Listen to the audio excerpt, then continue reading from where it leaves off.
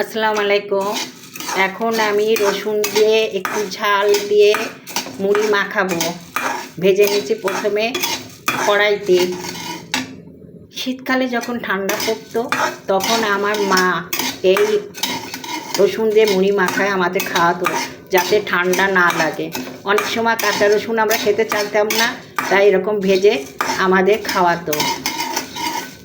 তার মধ্যে একটু সরষের তেল থাকতো।